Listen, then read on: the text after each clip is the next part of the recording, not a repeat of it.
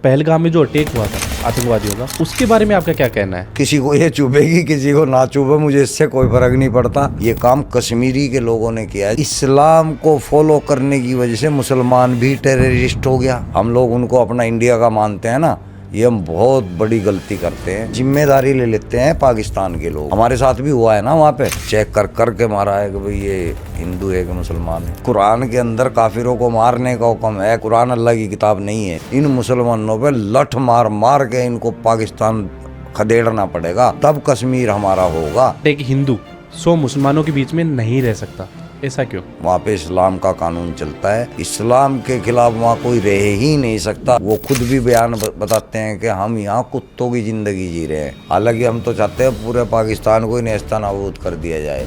पाकिस्तान में एक बच्चाबाजी का नाम सुना है, ये क्या होता है बच्चाबाजी? गिलमा बोलते हैं उसको। पुराने लोग जो है बकरियों के साथ, पता नहीं कुत्तों के साथ ये करते पाए जाते हैं। यही मौलाना हमारे को इस्लाम के बारे में सिखाता है। ये खुद मदरसे में, मस्जिद के अंदर गलत काम कर रहा है। तो वहाँ बच्चों के साथ भी होता है ये? बच्चे ही होते हैं वहाँ मदरसों में। हमारे पास हाथ फेरा, चला जा अंदर। आदमी नहीं हो तुम, जूते खाने लायक हो। और फिर मैं जूते मारूंगा ऐसे आदमी को जो ऐसी हरकत करेगा। है मेरी नजर में 2 मेरे भाई। मजहब में लिखा हुआ है ज्यादा सेक्स की आदत हो रही है, कोई औरत तुम्हारे पास नहीं है तो तुम।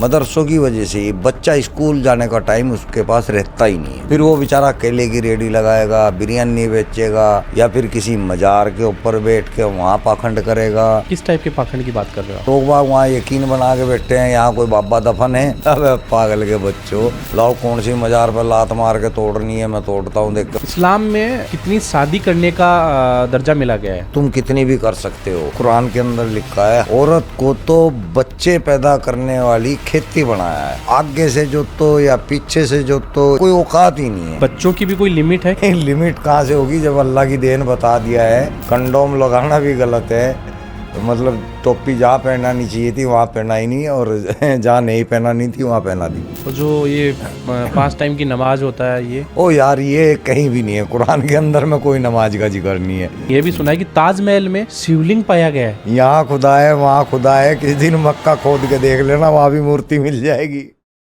नमस्ते दोस्तों, आज हमारे साथ एक ऐसे शख्स हैं जो अपने आप को एंटी इस्लाम नहीं बल्कि एंटी मुस्लिम मानते हैं।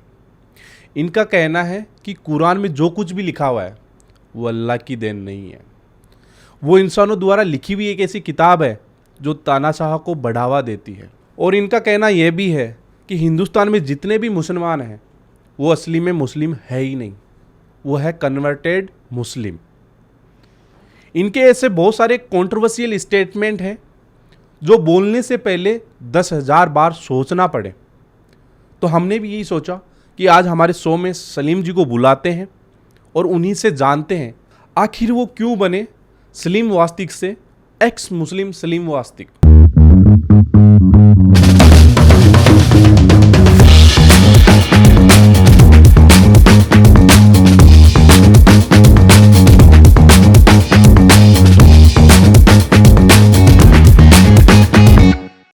तो चलिए स्वागत करते हैं आज हमारे शो में एक्स मुस्लिम सलीम वास्तिक जी का वाइटी महेंद्र पॉडकास्ट में। बहुत बहुत शुक्रिया। कैसे हैं सर? बढ़िया जी। आने में कोई तकलीफ तो नहीं हुई? नहीं, बेहतरीन बढ़िया तरीके से आए। तो सर आप पहली बार जयपुर आ रहे हैं या पहले भी आ चुके हैं? नहीं, जयपुर तो मैं पहले भी आया हूँ। कई चक्कर हो चुके हैं मेरे यहाँ जयपुर में। मेरे मित्र हैं यहाँ पे। लेकिन पॉडकास्ट के लिए, किसी शो के लिए पहली बार आया हूँ। वैसे तो सर आपको लगभग ऑडियंस जानती है क्योंकि आपके ऐसे कंट्रोवर्शियल स्टेटमेंट्स हैं जिनसे कोहराम मचा रहता है, हड़कंप मची रहती है सोशल मीडिया पे। वैसे ही ट्रोलिंग पे हो रहते हो आप। लेकिन जो ऑडियंस आपको नहीं जानती उनको आपका थोड़ा बेसिक सा इंट्रो दे दीजिए। क्या आप करते थे पहले और अभी क्या कर रहे हैं आप? पहले 20 साल तो मेरे माता पिता के साथ ही गुजरे हैं। मैं पिता नहीं थे, सॉरी। पिता तो मेरे बचपन में ही एक्सपायर हो गए थे। कोई लगभग जब मैं 8-10 साल का रहा हूँगा शायद। नॉर्मल सी ज़िंदगी थी। अपना पढ़ाई की, उस स्कूल के ज़रिए ही कुरान की शिक्षा मुझे मिल गई। मतलब उस चीज़ की कोशिश ही नहीं करी थी मैंने कि मुझे कुरान सीखना है। लेकिन शामली के अंदर एक आज़ाद पब्लिक स्कूल है जो अभी भी है। उसके जो टीचर थे सुलेमान जी थे, और बहुत ही अच्छे इंसान थे वो स्वभाव से। उन्होंने अपने स्कूल के अंदर कंपलसरी किया हुआ था कुरान, सभी स्कूलों में नहीं है? सब में नहीं होता, उसमें कंपलसरी था। तो हमें मतलब फ्री में सीखने को मिल गया। उसके बाद शादी हो गई। शादी होने के बाद फिर आदमी काम धाम में इधर उधर उलझ जाता है, तो मेरी भी ज़िंदगी इस तरह कटती रही है, उसी में तजुर्बे होते रहे। इसके बाद फिर मौलवियत कर ली। मौलवियत करने के बाद जो है तर्जुमे आगे और समझ आनी स्टार्ट हो गई कुरान की। हदीस पढ़े, हदीसों से समझ आने लगी मोहम्मद साहब के करैक्टर की। तो अंदर से एथिस्ट हो गया मैं, अंदर से। ओके। लेकिन अब चूंकि काम धंधा चलाना था तो अपना बैठे रहे, मज़ार पे बैठ गया। मज़ार पे बैठने के बाद कुछ ऐसे मुद्दे सामने आए कि मतलब फिर मुझे गलानी सी होने लगी इस चीज़ से, क्योंकि जान तो मैं चुका ही था कि इधर कुछ भी नहीं है, सब कुछ जो भी ढोंग डरते हीरा फैलाना है वो हम ही फैलाते हैं। जो वहाँ के बाबा होते हैं ना, जो वहाँ मौलाना होते हैं, वही सारा ढोंग फैलाते हैं। तो ये सारी चीज़ें आपको देख के फिर समझ में आने लगी? हाँ, प्रैक्टिकल भी हो रहा है ना साथ में। एक तो पढ़ाई, एक तो पढ़ लिया, ऊपर से फिर साथ में प्रैक्टिकल हो रहा है, तो बिल्कुल अंदर से स्लेट साफ होती चली गई। जब समझ में आ गया फिर वहीं बैठ के 3 साल की जर्नी रही है मेरी मज़ार की। वहीं पे जो है मैं लोगों को सच्चाई बतानी शुरू कर दी कि भाई इधर कुछ नहीं है, ये सब बनाई हुई चीज़ें हैं। जो मर गया वो ख़त्म, वो अपने नहीं काम आ सकता तो तुम्हारे क्या काम आएगा। तो ये चीज़ें मैं बताने लगा तो वहाँ आगे तक खबर चली गई, तो उन्होंने मुझे वहाँ से हटवा दिया। हटने के बाद फिर और कोई चारा था नहीं, तो वापस आया। कुछ समझ में नहीं आया तो एक दुकान सी खोल के बैठ गया, और वो दुकान ठीक चलने लगी, अच्छी चलने लगी। उसी दुकान पे खाली बैठे थे तो मोबाइल में फेसबुक आईडी बनवा ली किसी से। उस आईडी से जो है देखा जब खोल के, तो वहाँ लोग अपने विचार रख रहे हैं, तो मैंने औरों के भी पढ़े। मैंने कहा यार यहाँ तो बढ़िया जगह है, तो यहाँ तो कुछ भी बोलते जाओ। तो मैंने फिर वहाँ पे चूँकि मैं इस्लाम का कारीगर हो चुका था तो मैंने वहाँ पे अपनी ये बात रखनी शुरू कर दी कि कुरान अल्लाह की किताब नहीं है, और जब कुरान ही अल्लाह की किताब नहीं है तो मोहम्मद साहब उसके रसूल कैसे हो गए। ये मैंने वहाँ पे लिखना शुरू कर दिया, तो वहाँ से फॉलोवर आने शुरू हो गए। बढ़िया लोगों ने प्यार दे रखा था। फेसबुक पे बहुत टाइम मैंने निकाला हुआ है। उसके बाद फिर लोगों की नज़रों में आता चला गया, यूट्यूब पे जगह मिल गई, चैनल्स बुलाने लगे, आप लोग बुला रहे हैं, बस यही जर्नी चल रही है। सर जैसे आपने बोला कि आप एक एथिस्ट है, मुलिद है, लेकिन अपन जो बात करने वाले हैं ना वो बहुत ही सेंसिटिव मुद्दे हैं, इस पे ऑडियंस भड़क सकती है। जितने भी मेरे दर्शक हैं उनको मैं कह देना चाहता हूँ YT महेंद्र पॉडकास्ट की तरफ से, हमारा ऐसा कोई मोटिव नहीं है कि आपकी भावनाओं को ठेस पहुँचाएं। आप किसी भी धर्म को लेके हम कोई भी हिंसा नहीं फैला रहे हैं। हम हमारे चैनल पे जितने अभी तक आपने पॉडकास्ट देखे होंगे एक रियल मुद्दे पे बात करते हैं और ऑडियंस तक पहुंचाते हैं। वैसे ही ये पॉडकास्ट भी रियल मुद्दों पे आधारित है। जो सलीम जी अपने व्यू आपके सामने रख रहे हैं तो इसे अपने पर्सनल ना लें और इसे एक हिंसा के रूप में ना देखें। अच्छा, मैं यहाँ पे थोड़ा सा क्लियर कर देता हूँ। भाई साहब ने तो अपना आप को सेफ कर लिया, मैं कहता हूँ इसे अपने पे ले लो। जितनी ठेस पहुँचानी है ना पहुँचा लो, जितनी तुम्हारी भावना आहत होती है ना कर लो, अपने पे कोई असर नहीं पड़ता।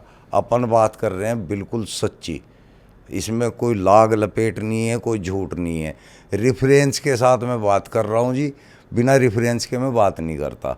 जो लिखा हुआ है, अगर तुम्हारी भावना उस पर आहत हो रही है तो थू है तुम्हारे पे, है ना, तो कंटिन्यू। ठीक है सर, आपको इस्लाम से प्रॉब्लम है कि आपको कुरान से प्रॉब्लम है? दोनों एक ही तो बात है, इस्लाम कुरान एक ही चीज़ है। कुरान जो है वही इस्लाम है। इस्लाम एक दीन है, दीन की जो किताब है, जो गाइड है वो कुरान है। एक ही चीज़ है ये दोनों। क्या दिक्कत है आपको कुरान से? मेरे को क्या दिक्कत है, पूरी दुनिया को दिक्कत है, मेरे को अकेले को क्या दिक्कत है। मैं अब बढ़िया ज़िंदगी जी रहा हूँ, मुझे कोई तंगी नहीं है, मुझे इस्लाम मेरा कुछ भी नहीं उखाड़ सकता, मुझे कोई तंगी नहीं है। लेकिन जो दुनिया को तंगी हो रही है, जो मेरी आने वाली नस्लों को तंगी है, उसके बारे में बोलना हमारा फ़र्ज है। नहीं, कुछ आप जैसे एग्जाम्पल दे के समझाए भाई, कुरान में ये चीज़ें हैं जो मुझे गलत लगी। भाई कुरान के अंदर काफिरों को मारने का हुक्म है, काफिरों से नफरत करने का हुक्म है, मूर्ति पूजकों के बारे में गंदा बोला गया, टट्टी की तरह हम लोगों को समझा जाता है, टट्टी के बराबर। इस्लाम के अंदर औरतों को कोई इज्जत नहीं है, उसको कोई दर्जा नहीं दे रखा है। ऐसी यार बहुत सारी बातें हैं हमारी, ऐसे ही थोड़ा खाम खा लेके बैठे। हमें पता है कि भाई ये कुरान अल्लाह की किताब नहीं है, ये मोहम्मद साहब की किताब है, उन्होंने अपने असूल छपवा रखे हैं सारे इसके अंदर। ये कोई भी समझ सकता है, पढ़ने के बाद समझेंगे। मुसलमान पढ़ते ही नहीं है, और जो मुल्ला जी बता रहे हैं बस उसका यकीन कर लेते हैं। कभी मुसलमान पढ़ता ही नहीं है, और वो पढ़ता भी है बेचारा तो अरबी कॉन्टेस्ट को पढ़ता है, उसको हिंदी का पता ही नहीं है कि मैंने पढ़ क्या लिया। ओके, तो ये जो किताब आप बता रहे हो रियल किताब है ही नहीं, ये अल्लाह की नहीं, किताब किताब तो रियल है लेकिन अल्लाह की नहीं है। ओके, तो अल्लाह की किताब कहाँ गई? अल्लाह की कोई किताब है ही नहीं है। अल्लाह मियाँ का राइटर है, वो किताब भी लिख रहा है बैठ के। ये लॉजिक है यार, इतनी तो समझ बच्चे को भी होनी चाहिए। अल्लाह के पास काम ही कोई नहीं है, वो किताब भी लिखता रहेगा। और जिसने इतनी बड़ी कायनात बना दी वो किताब भी लिखेगा, वो लिखेगा। यार कमाल है यार। एक मिनट सर, आपने बोला कि पूरी कायनात अल्लाह ने बना दी, और एक साइड आप कुरान को नहीं मानते, और अभी आपकी लिबास में देखें तो पूरा आप मुस्लिम बन के बैठे हो, और आप इस्लाम को मानते नहीं। तो इसका मतलब कहना क्या चाहते हो आप? मतलब मैंने कुर्ता पहन लिया, पजामा पहन लिया तो मैं मुस्लिम, मतलब कुछ भी। हमें तो भाई वही लग रहा है ना। देखो मैं मुस्लिम हूँ, मैंने कभी ये कहा ही नहीं है कि मैं मुस्लिम नहीं हूँ। मैंने कोई धर्म भी ज्वाइन नहीं किया, दूसरा धर्म, अपने धर्म को छोड़ के, है ना। मैं खतना से भी मुसलमान हूँ, मैं अपनी पहचान, मेरी आईडी है, उससे भी मैं मुसलमान हूँ। मैं मुसलमानों के काफ़ी रीति रिवाज अभी भी फॉलो कर रहा हूँ, जैसे कि शादी होती है वहाँ भी जाने होते हैं, रिश्तेदारों में जो है नेक सेक होते हैं वो भी सारे पूरे करने पड़ते हैं। तो उन चीज़ों से मैं अभी भी मुसलमान हूँ। मैंने सिर्फ जो है इस्लाम का जो स्क्रिप्चर है उसको छोड़ दिया है, मुसलमानों को थोड़ा छोड़ दिया मैंने। मुसलमान के साथ मैं खड़ा हूँ, आज भी मैं मुसलमान हूँ, उन्हीं के साथ मैंने रहना है। नहीं रखेंगे तो डंडे की चोट पर रखूँगा, रहूँगा उन्हीं के साथ। देखें कैसे अलग कर देगा कोई मेरे को। मैं मुसलमान हूँ भाई, एंड तक मुसलमान ही रहूँगा, और मैं चाहता हूँ सारे मेरे जैसे हो जा। मैं तो चाहता हूँ हर कोई मेरे जैसा हो जा, मेरी भी इज्जत हो रही है, हर मुसलमान की इज्जत हो, मैं यही चाहता हूँ। तो आप इस्लाम के प्रति इतना खिलाफ बोलते हैं, तो वो आपको बुलाते हैं वापस, जैसे पहले आपसे बात करते थे वैसा ही व्यवहार है, या आपका कुछ चेंज हुआ है व्यवहार में? नहीं, कोई ऐसा चेंज नहीं हुआ। देखो मन में थोड़ी सी खटास तो आती है, लेकिन सबको पता है, मेरे रिश्तेदारों को पता है कि मेरा व्यवहार उनके लिए कैसा है। मेरे बच्चे हैं, मेरे भाई हैं, रिश्तेदार हैं, सभी हैं, तो मेरा व्यवहार सब देखते हैं कि भाई इस आदमी ने आज तक हमारे लिए कोई बुरा नहीं सोचा, तो वो मुझे बुरा नहीं कह सकते, है ना। फिर अगर वो ये बात उनको गलत लगती है कि भाई ये अल्लाह के ख़िलाफ़ बोलता है, ये अल्लाह को नहीं मानता, ये कुरान को नहीं मानता, ये बात उनको चुभती है, लेकिन इससे उन पे इतना फ़र्क नहीं पड़ता कि वो मुझसे दूरी कर लें। कुछ लोग हैं ऐसे कम नस्ल, कुछ लोग हैं ऐसे कम नस्ल जो मतलब अंदर ही अंदर मेरे से लोगों को भी ये कह रहे हैं कि भाई बाइकाट कर दो, इसकी बाइकाट करके तो देखो। बाइकाट सालों में ही आगे लट पे लूँगा, जौन सा भी बाइकाट करेगा। मैंने क्या बुरा करा है बे तेरे लिए? अगर मैं तेरे बच्चों के भविष्य के लिए कुछ अच्छा करना चाह रहा हूँ, क्या बुरा कर रहा हूँ भाई? मैं तेरे बच्चे से अगर मैं कुरान छीन के उसको स्कूल की किताब देना चाह रहा हूँ, क्या बुरा कर रहा हूँ भाई? मैं तेरे बच्चे को मैं पंचर लगाते हुए नहीं देखना चाहता, रेडी लगाते हुए नहीं देखना चाहता, उसको स्कूल में डॉक्टर, मास्टर, इंजीनियर देखना चाहता हूँ। क्या बुरा सोच रहा हूँ भाई मैं? तो फिर लानत है सालों फिर तुम्हारे पे, अगर तुम मेरे खिलाफ हो रहे हो। तुम लोग फिर आदमी नहीं हो, तुम जुत्ते खाने लायक हो। और फिर मैं जुत्ते मारूंगा ऐसे आदमी को जो ऐसी हरकत करेगा। है मेरी नज़र में दो मेरे भाई, छोड़ने का नहीं मैं उनको, जुत्ते मारूंगा सालों को, एक दिन फंसाऊंगा कहीं ना कहीं, फिट करूँगा। ऐसा होना चाहिए। धर्म के मामले में इतना कट्टर होना बिल्कुल भी सही नहीं है कि हम अपने मज़हब के ऊपर अपने ही भाइयों से नफरत करने लगें। लेकिन मज़हब में लिखा हुआ है, सूरह तौबा की आयत नंबर 29, अगर तुम्हारा भाई बहन माँ बाप तक भी अगर इस्लाम से किनारा कर लें तो तुम उनसे मुतालबा ख़त्म कर दो, तुम उससे जो है लड़ाई करो जब तक कि वो आपस कलमे में ना आ जाए। तो ये लिखा हुआ है, इसको फॉलो कर रहे हो। ये मैं हटाना चाह रहा हूँ उनके बीच से, ये मैं उनसे छीनना चाह रहा हूँ। भाई मैं तुम्हारा भाई हूँ, तुम्हारा भाई रहूँगा मैं। तुम लोग हट रहे हो मेरे से, मैं नहीं हट रहा तुम्हारे से। तुम लोग मुझे आज जहाँ मर्जी आवाज़ मार लेना, आजा भाई यहाँ तेरी ज़रूरत है, मैं आगे खड़ा हो जाऊँगा, चाहे मैं किसी लायक हूँ चाहे ना हूँ। लेकिन तुम लोग नफ़रत रख रहे हो, हमारे लिए भी नफ़रत, काफिरों के लिए भी नफ़रत, वो लिखी हुई है कुरान के अंदर, तो ये कर रहे हैं भाई। तो इसका मतलब आपको इस्लाम से दिक्कत है और उसमें जो लिखा हुआ है उससे दिक्कत है। हाँ हाँ हाँ हाँ, हमें उसके अंदर जो लिखा हुआ है ना उसी से दिक्कत है। अगर कोई अल्लाह होता तो इसके अंदर ऐसी बातें ना लिखी जाती, यानी कि वो खुद हमसे कत्लो किताल करवा रहा है, तो कोई ईश्वर कोई अल्लाह अपनी बनाई मखलूक को आपस में क्यों लड़ाएगा? अगर वो इतना शक्तिशाली है तो वो उनको लड़ाने की जगह उनमें मेल भी तो करा सकता है, कोई ऐसी टेक्निक भी तो लगा सकता है। वो तो अल्लाह है ना, वो तो बहुत बड़ी, हम तो नहीं मानते पर आप तो मानते हैं ना। तो वो कोई ऐसे अच्छे एग्जाम्पल क्यों नहीं पेश कर रहा? क्यों वो गलत गलत एग्जाम्पल दे रहा है जिससे कि लोग उसमें गलतियां पकड़ रहे हैं? भाई तुम्हारी बहन भी अगर तुमसे जो है कुरान से खिलाफ चली जाए तो तुम उसको भी मारोगे। कौन अपनी बहन को मारेगा भाई? कौन अपनी बहन को मारना चाहेगा? कौन अपनी माँ को मारना चाहेगा? अगर माँ भी खिलाफ हो जाए, इस्लाम को छोड़ दे, तो उसको भी मारने का हुक्म है। तो ये अल्लाह तो कोई नहीं कर सकता, ये एक आदमी कर सकता था, उसने किया है। मैं बार बार कहता हूँ मोहम्मद साहब का नाम है। तो ये इतनी गलत चीज़ें आपके हिसाब से अगर लिखी गई है तो पढ़ाई क्यों जाती है? ये पढ़ाने का, ये हिफ्ज का हुक्म है, कुरान को जो है याद करने का हुक्म है। तो मदरसा के ऊपर बात आ जाए ना तो सारी बात यही मदरसों से ही ख़तरे शुरू हुए हैं। असल में पहले इस्लाम इतना ख़तरनाक नहीं था, हालांकि था तो शुरू से ही ख़तरनाक, लेकिन ये मदरसे आने के बाद में बहुत ज़्यादा गंदा हो गया इस्लाम, मतलब ख़तरनाक से गंदा हो गया। वहाँ पे यौन शोषण शुरू हो गया।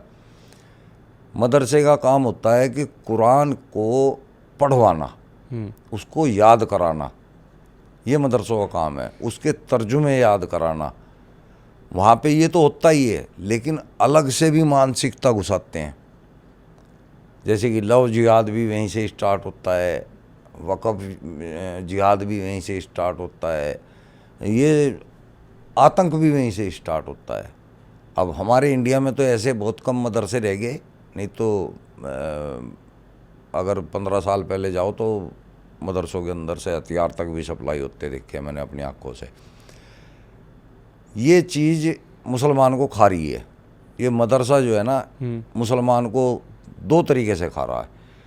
एक तो उसको अशिक्षित बना रहा है मुसलमान को, एक उसके साथ शोषण कर रहा है। यानी कि वहाँ वहीं मौलवी वहीं होता है, वहीं बच्चे होते हैं, तो उन्हीं के साथ में शोषण होता है। और वो बच्चों को उस वक्त इतनी अकल तमीज़ नहीं होती कि हमारे साथ गलत हुआ या सही हुआ। वो अंदर से सहम भी जाती हैं कि किसी को बताऊं या ना बताऊं, डर भी लगता है। एक मिनट, ये जो आप बोल रहे हो ये किस बेस पे बोल रहे हो? आपने ये चीज़ें देखी है या अपने मन से बोल रहे हो? नहीं, मैंने देखी है, बहुत आपने भी देखी होगी। बेशक मुकर जाओ, ऐसे सैकड़ों किस्से यूट्यूब पे घूम रहे हैं, न जाने कितने हज़ारों मुकदमे इस टाइप के दर्ज हैं, और हज़ारों की तादाद में क्या लाखों की तादाद में ऐसे किस्से दबा दिए जाते हैं ताकि इस्लाम जो है बदनाम ना हो। यानी कि हाफिज पकड़ा गया गलत काम करता हुआ, उसको 2-4 चांटे मारे, चांटे मारने के बाद भगा दिया, उसको कोई सज़ा नहीं दिलाएगी ताकि ये बात कोर्ट कचहरी तक ना पहुँचे। ये तो तब पहुँच जाती है जब कोई बीच में अदर धर्म का आदमी आ जाता है, हिंदू आ गया बीच में, वो तो फिर पीछे पड़ जाएगा, बंद करवाओ इसको। तो वो तो केस चले जाते हैं, वो तो हाईलाइट हो जाते हैं, नहीं तो दबा देते हैं मुसलमान उसको, इस्लाम की बदनामी ना हो। और ये गलत करते हैं दबा के। वहाँ पे उनको ये सबक लेना चाहिए कि यही मौलाना हमारे को इस्लाम के बारे में सिखाता है, यही हमारे को अल्लाह के बारे में बताता है, यही हमारे को जन्नत और दोजक के बारे में बताता है, और ये साला खुद नहीं डरता। ये खुद मदरसे में मस्जिद के अंदर गलत काम कर रहा है। इसको अल्लाह का डर नहीं है और ये हमारे को अल्लाह से डराता है। ये मुसलमान को सोचना चाहिए। सर जहाँ तक मुझे पता है इस्लाम एक टाइम तक टॉप पे था, चाहे वो हम बात करें लिटरेचर की बात करें, आर्ट्स की बात करें, कारीगरी की बात करें, म्यूजिक्स में बात करें या किसी भी फील्ड में बात करें, अपने टॉप पे था। तो वो उस टाइम पे मदरसे नहीं होते थे कैसे कि आप बोल रहे हो कि मदरसे आने के बाद में इस्लाम डाउनग्रेड जा रहा है? इस्लाम टॉप पे नहीं था, मुसलमान टॉप पे था। इस्लाम तो तब भी ऐसा ही था, आज भी ऐसा ही है। मुसलमान टॉप पे इसलिए था क्योंकि उनके सामने ये चीज़ें नहीं थी जो आज हम लोगों के सामने है। ये मदरसे आए हुए लगभग कोई 300 समथिंग इसके आसपास टाइम हुआ है और तब से ही मुसलमान जो उस टाइम इतनी वो शिक्षा भी नहीं थी, है ना। तो मुसलमानों को मदरसों ने बढ़ने ही नहीं दिया, दुनिया बढ़ती चली गई। आप देखोगे हिंदू अदर धर्म के लोग अच्छे अच्छे ओहदों पे बैठे हैं, अच्छे अच्छे वैज्ञानिकों में हैं, इनका नाम है दुनिया के अंदर। मुसलमानों को कोई गिनती का एक आध अब्दुल कलाम मिल जाता है तो उसी को गाते फिरे जाते हैं बस। अदर धर्मों के लाखों लोग हैं और इनको एक आध मिल जाता है तो बस उसी को ऐड बना लेते हैं, उसी को गाते फिरते हैं। इनको मदरसों ने ही आगे नहीं बढ़ने दिया, इनको कुरान के स्क्रिप्चर ने ही आगे नहीं बढ़ने दिया, इनको मौलाना जो होते हैं उन्होंने ही आगे नहीं बढ़ने दिया। वो कहते हैं ये दुनिया फ़ानी है, ये दुनिया वेस्ट है, ये दुनिया इम्तिहान के लिए है, ये दुनिया छोटी सी है, इसकी तैयारी मत करो, आखरत की तैयारी करो, वो असली दुनिया है। तो जब हमारे जहन में बचपन से ही मदरसे के अंदर ये बात घुसाई जाती है तो हम लोग इस जीवन के बारे में सोचते ही नहीं। फिर हमें वैज्ञानिक बनना है, डॉक्टर बनना है, इंजीनियर बनना है, ये तो सपना ही नहीं आता फिर, क्योंकि हमें पता चल गया कि ये दुनिया फ़ानी है। अब हमारे जहन में क्या आएगा? इस्लाम, अल्लाह, नमाज, रोज़ा, हज, ये चीज़ें हमारे दिमाग में आएंगी। ये हमारे को तरक्की नहीं दिला सकती। तरक्की लेने के लिए तो हमें स्कूल की शिक्षा चाहिए, उसके लिए तो हमें मना ही कर दिया कि भाई तुम यहाँ की तैयारी करो ही मत, और स्कूली शिक्षा यहीं के लिए है, वो तो वहाँ पर काम नहीं आएगी, ऊपर नीचे तो कुछ है ही नहीं। खैर ये तो मेरी बात है, मैं करता हूँ। तो ये इस्लाम जो है, मदरसे जो हैं, ये मुसलमानों को खा रहे हैं और मस्जिदों के अंदर इनको इस्तेमाल किया जाता है। सर आपने बात की अभी अब्दुल कलाम जी की, उनका खुद का ये कहना है, उनके एक आर्टिकल में मैंने पढ़ा था कि बच्चों को मदरसे में ना भेजें और स्कूलों में भेजें, क्योंकि मदरसों में सही स्कूलिंग नहीं हो पाती, नहीं सही पढ़ाई नहीं हो पाती, तो बच्चों को हमेशा स्कूलों में भेजना चाहिए। तो फिर ये मदरसे स्टार्ट ही क्यों किए गए? क्या ये सब कुछ इंडिया पाकिस्तान यहीं पे हो रहा है या जो अदर कंट्री अरेबिक कंट्री हैं वहाँ पे भी ऐसा कुछ हो रहा है? मदरसा जो है जिहाद का एक हिस्सा है, इस्लाम को फैलाने का एक हिस्सा है। यहाँ से इस्लाम की सारी कार्रवाई होती हैं। ये हेड ऑफिस कह सकते हैं आप इसको, मदरसे को। यहीं से बच्चे को ट्रेंड किया जाता है, यहीं से उसको हाफजा, मौलवियत या इस्लाम की जानकारी दी जाती है। साथ में ये जिहाद बताया जाता है कि एक दिन पूरी दुनिया के ऊपर इस्लाम को काबिज करना है, ये मुसलमान के ऊपर जिम्मा है। तो मदरसों के अंदर ये होता है और इसीलिए मदरसे बनाए गए थे, इस्लाम को बढ़ाने के लिए। और इनकी वजह से ही, मदरसों की वजह से ही बच्चा स्कूल जाने का टाइम उसके पास रहता ही नहीं है। जब वो मदरसे में से निकलता है उसकी इतनी एज हो चुकी होती है कि अब वो कुछ सीखने लायक रहता ही नहीं है। फिर वो बेचारा क्या करेगा? या तो वो किसी मस्जिद में जाके अजान देगा, नमाज पढ़ाएगा, या फिर वो चंदे की रसीद लेके जो है गली गली घूमेगा, दाढ़ी रख के चंदा वसूल करेगा, या फिर किसी मज़ार के ऊपर बैठ के वहाँ पाखंड करेगा। हैं वो इस लायक तो है ही नहीं है। या फिर मजदूरी की तरफ ध्यान जाएगा, या तो फिर वो केले की रेडी लगाएगा, बिरयानी बेचेगा, रिक्शे चलाएगा, बेलदारी करेगा। पूरी दुनिया के अंदर आप चेक करके देख लो, इंडिया में तो है ही है, आप खुद चेक करके देख लो कि भाई इन चीज़ों में सबसे ज़्यादा मुसलमान ही मिलेंगे। वजह शिक्षा नहीं है। अगर उनको शिक्षा मिली होती तो वे रेडी पंचर क्यों करते फिरते हुए। आपने बोला कि मज़ार पे वो बैठ के पाखंड करेगा, किस टाइप के पाखंड की बात कर रहे हो आप? पाखंड ही होता है वहाँ, जब कुछ है ही नहीं है, वहाँ कुछ है ही नहीं है, लोग बाग वहाँ यकीन बना के बैठे हैं यहाँ कोई बाबा दफन है और ये जो है दुआएं कबूल हो जाती हैं यहाँ के। वहाँ कुछ भी नहीं होता। क्या होता है वहाँ पे? कुछ भी नहीं होता। वहाँ ठग बैठा हुआ होता है एक हमारे जैसा। मैं भी पहले ठग था, हर जगह ठग बैठे हुए हैं। लाओ कौन सी मज़ार पर लात मार के तोड़नी है, मैं तोड़ता हूँ, देख के उखड़वा लो। मेरा क्या उखड़वाओगे उस मज़ार से? उसमें देख के कितनी ताकत है कि वो मेरे को बुखार तक भी चढ़ा देगी क्या? मैं करके दिखाता हूँ। किसी भी मज़ार पे दुनिया किसी भी तरह की हो, मैं करके दिखाता हूँ। चाहे वो हिंदू की भी मज़ार हो, चाहे वो किसी की भी हो, मैं कर दूंगा भाई। मेरे ऊपर करवाओ, क्या देख के उसके बदले में मेरे को क्या होगा। अब अपना आप ही यकीन बना रहे। कब मैं कहाँ यकीन, वहाँ फलाने के यहाँ जाएंगे, बहुत पहुँचा हुआ पीर है, बहुत बड़ी चीज़ है, बस जाते ही ठीक हो जाएंगे। अबे पागल के बच्चों, अगर वहाँ जाने से ठीक होते तो भाई ये डॉक्टर अस्पताल ये काहे को होते। और वो जब खुद बीमार पड़ते हैं ना, पीर फकीर जो वहाँ बैठे हुए बाबा, वो वहाँ मज़ार पे बैठ के दुआ नहीं मांगते, वो स्टोर पे जाके खांसी की भी दवाई लाते हैं। ज़रा सा भी जुकाम सा भी हो जाएगा, उसकी भी दवाई लेने के लिए स्टोर पे खड़े होएंगे वो। जहाँ तुम्हारी बड़ी बड़ी कैंसरों की जो है बीमारी ख़त्म हो रही है, वो अपनी खांसी की दवा खुद लेने जाते हैं दूसरे से। समझ आनी चाहिए इंसानों को कितना मूर्ख बना हुआ है आज के अपडेट ज़माने में। तो कुल मिला के ये शिक्षा का रीजन हो सकता है कि शिक्षा नहीं है सही से। हाँ, तो शिक्षा का ही तो रीज़न है, और कोई नहीं। इसके पीछे शिक्षा का ही रीज़न है। अगर अभी भी जो मुसलमान पढ़े लिखे हैं वो इस्लाम के अंदर बिल्कुल भी इतने ज़्यादा लिप्त नहीं है कि वो किसी का कत्ल कर दें इस्लाम की वजह से। लेकिन जो अशिक्षित हैं और अंधों की तरह मानने बैठे हैं, उनके सामने को मोहम्मद को ज़रा सी बात कह दे, उसका सिर काटने के लिए भाग लेंगे वो लोग। पढ़ा लिखा मुसलमान ऐसा नहीं करेगा।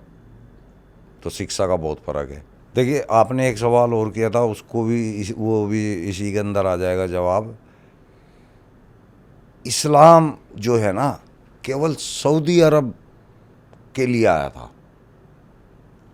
उसमें खुद आयत में है कि ये जो मैं निज़ाम दे रहा हूँ ये अरब के लोगों के लिए है, उनकी लैंग्वेज के अंदर है, ताकि उसको आसान समझ में आ जाए।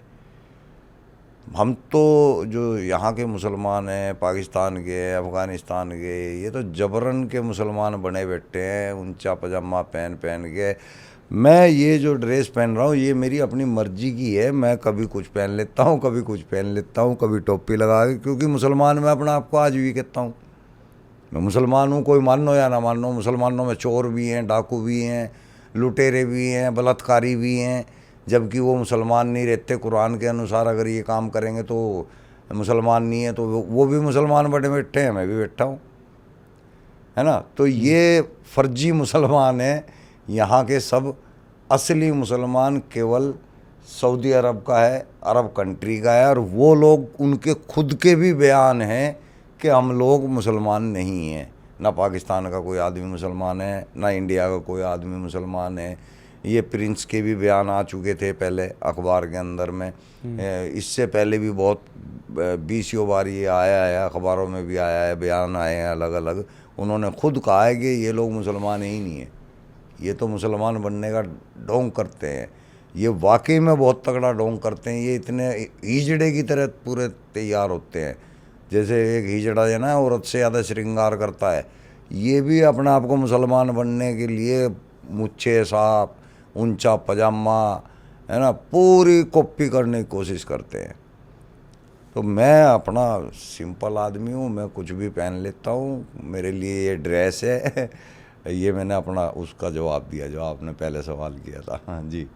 आपने सर कहा कि पाकिस्तान में जो मुसलमान है वो असली मुसलमान है ही नहीं। नहीं, तो जितने भी मुसलमान बने फिरते हैं वो सब ढोंग कर रहे हैं। हाँ हाँ, है ही नहीं है। जब तो कुरान ही नहीं मान रहा उनको मुसलमान, कुरान खुद कह रहा है।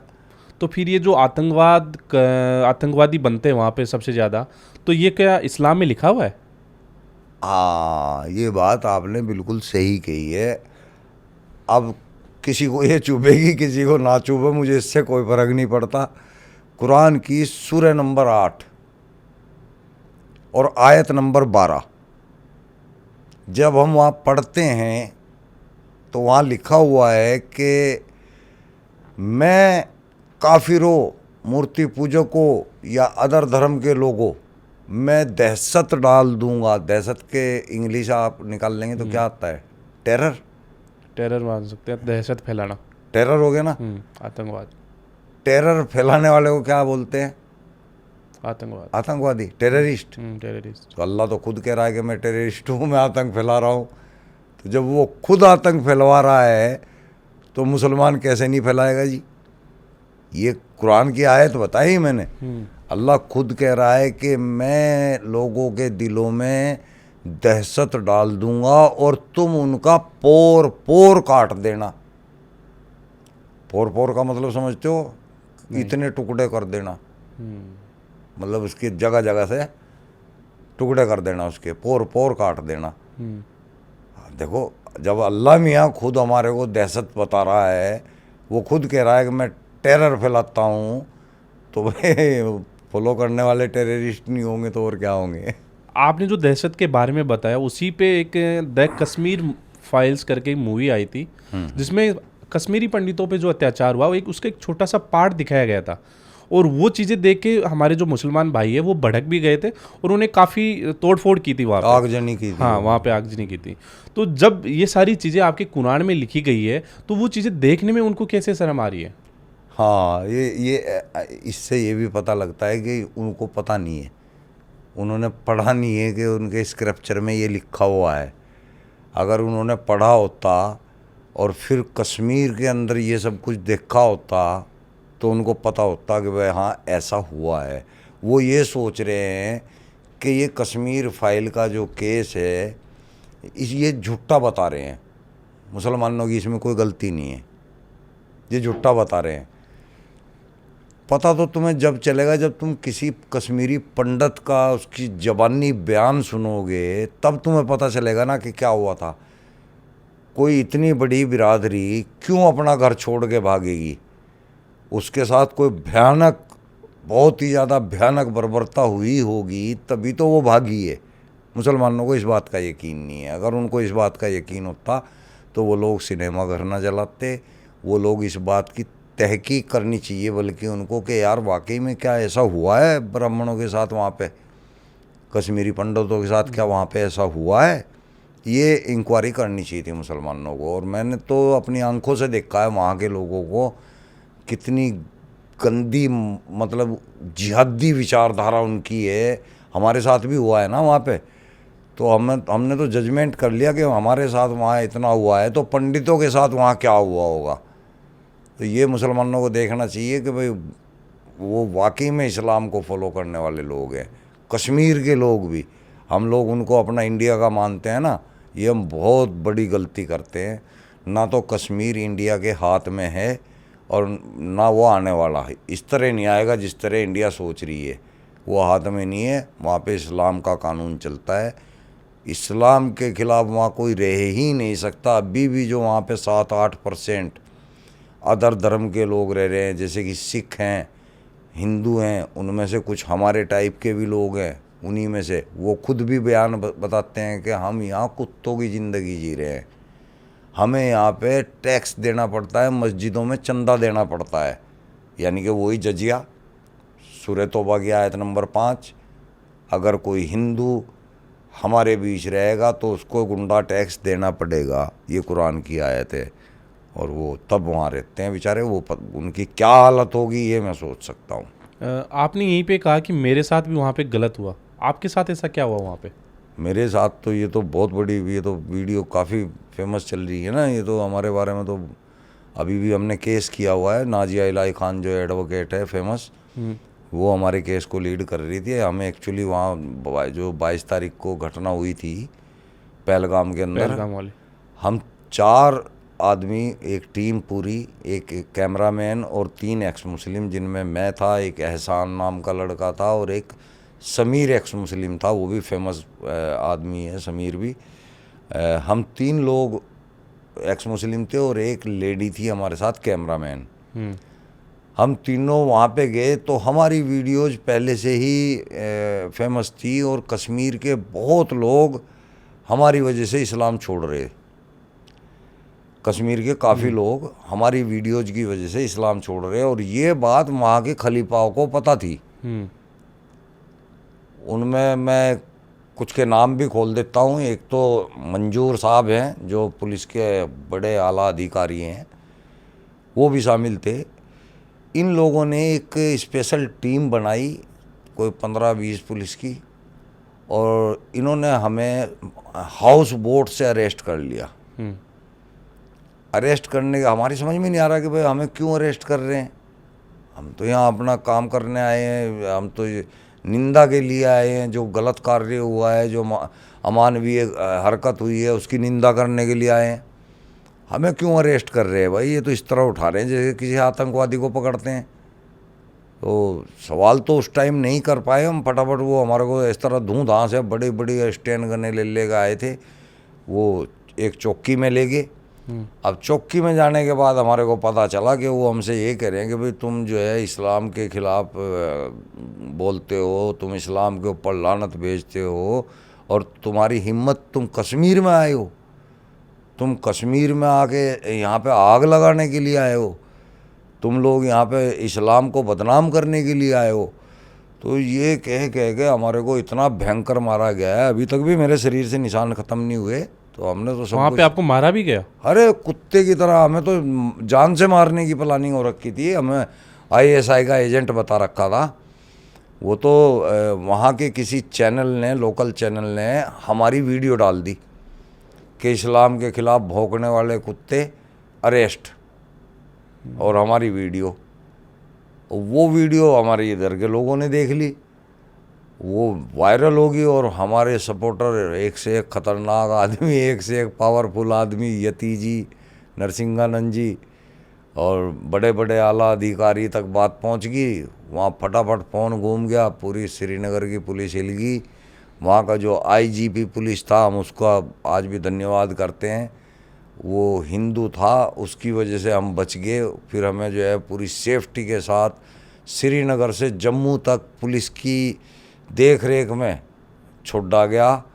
नहीं तो वहाँ तो हमारे को तो मारने की तैयारी हो चुकी थी। हमें तो जो है मुर्तद कह के मार रहे थे। पहले तो काफिर, वही पजामे भी चेक करे हमारे, इसी तरह जिस तरह करते हैं ये लोग, ऐसे ही सुन्नत है मोहम्मद साहब की। मोहम्मद साहब ने भी जो बनु कुरैजा का हत्याकांड किया था, उसमें लगभग 850 के लगभग बुढ़ों को और बच्चों को कत्ल कर दिया था, गर्दनें साफ कर दी थी, उतार दी थी उनकी। उनको भी इसी तरह पजामे उतार के चेक किया था कि कौन जवान है, बालिग है, और कौन नाबालिग है। जिसको नीचे बाल आ रहे थे वो बालिग, जिसको बाल नहीं आ रहे वो नाबालिग। तो इस तरह से सुन्नत के हिसाब से करते हैं ये लोग। हमारे साथ भी किया, और वहाँ पे 22 तारीख को जो हत्याकांड हुआ है उसमें भी जो है चेक कर के मारा है कि भाई ये हिंदू है कि मुसलमान है। जो अभी पहलगाम में जो अटैक हुआ था आतंकवादियों का, उसके खिलाफ जो मोदी जी ने मिशन सिंदूर किया, उसके बारे में आपका क्या कहना है? वो सही किया उन्होंने या गलत किया? देखिए, मोदी जी ने तो बिल्कुल सही कार्रवाई की है।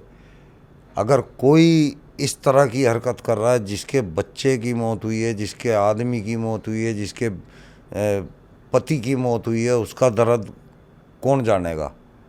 मोदी जी तो जाने ही है ना, पीएम है आगे भारत के। तो मोदी जी ने उन्हीं लोगों को अटैक किया है, और किसी पब्लिक को अटैक नहीं किया, किसी सरकारी फौज के ऊपर अटैक नहीं किया।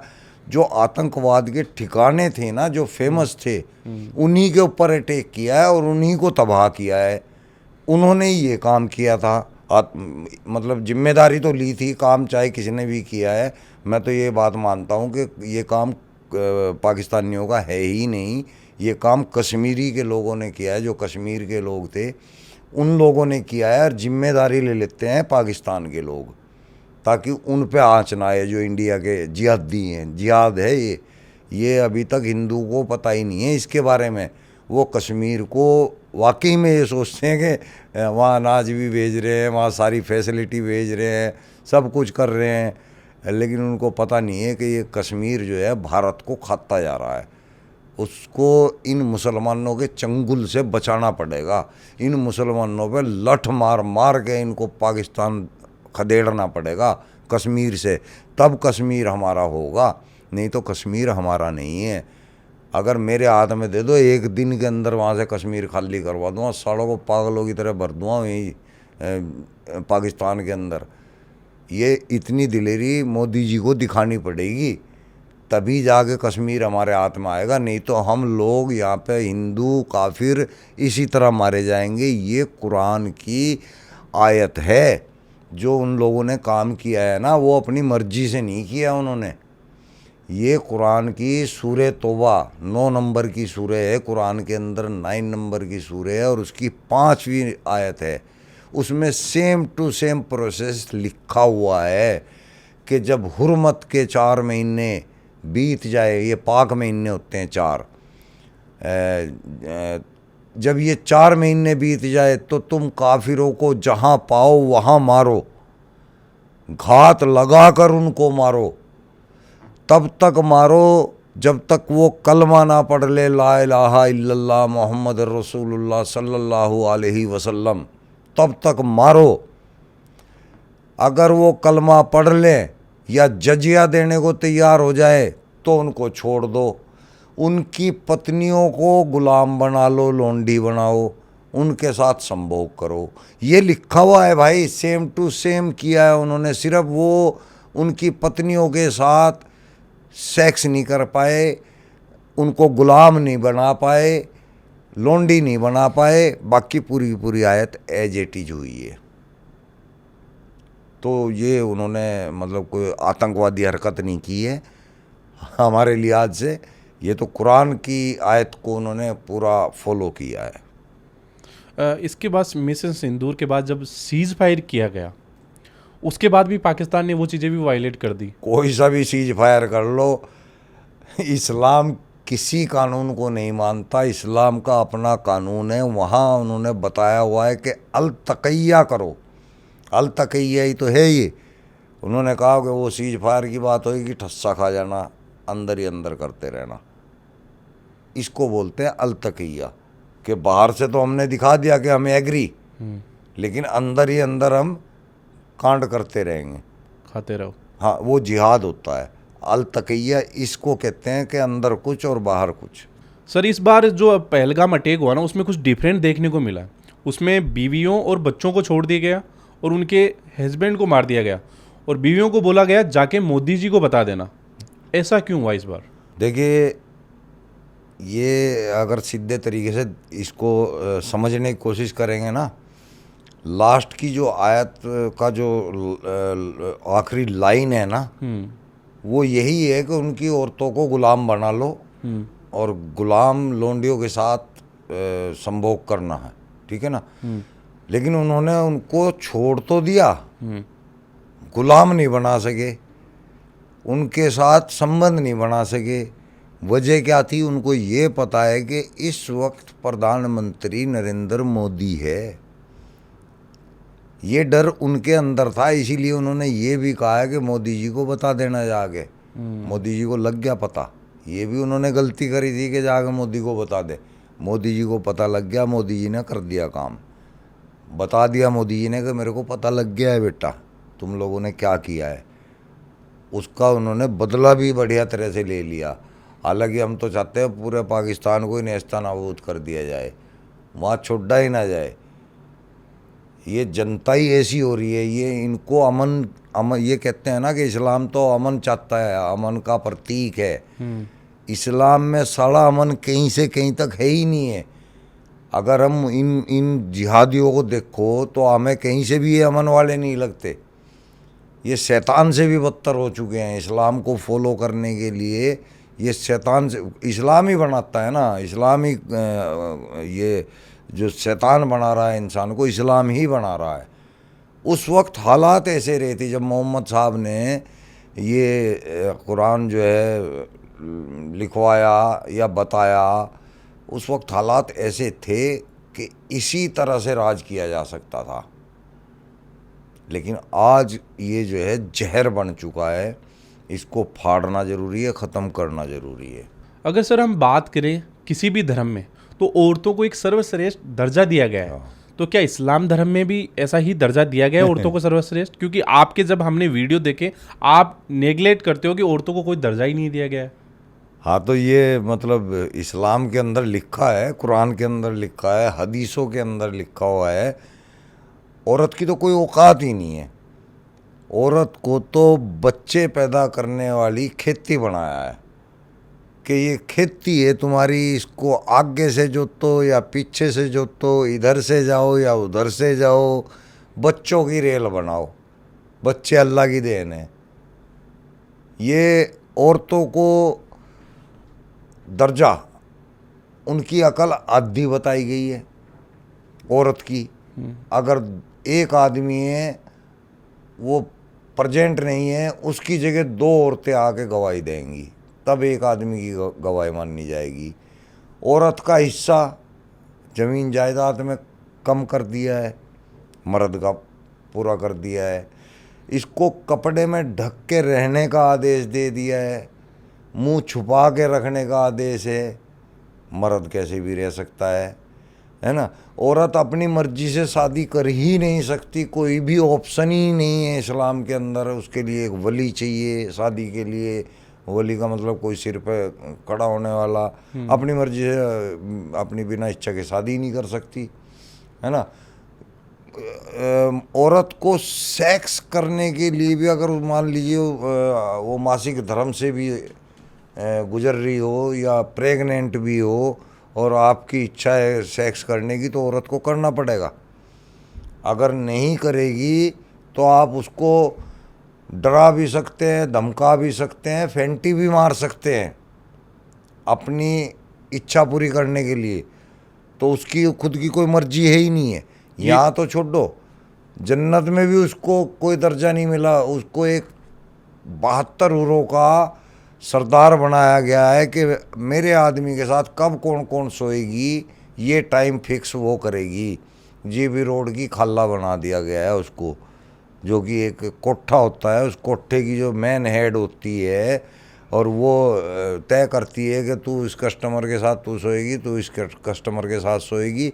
ये काम उसने जन्नत में करना है। ये बताओ औरत के लिए कहाँ से अच्छा है? कौन औरत ऐसा चाहेगी कि मैं अपने आदमी के पास किसी दूसरी औरत को भेजूं खुद? ये जो चीज़ें आपने बताई सारे पॉइंट, ये सारी चीज़ें इस्लाम में लिखी हुई हाँ, है। ये लिखी हुई है ना, तभी तो हमें पता चला कि ये अल्लाह की किताब नहीं हो सकती, ये किसी इंसान की सोच हो सकती है।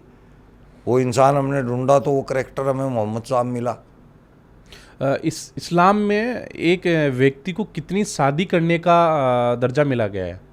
इसमें एक्चुअली एक आयत में बताया गया है कि तुम एक एक, दो दो, तीन तीन, चार चार निकाह कर सकते हो, शादी कर सकते हो।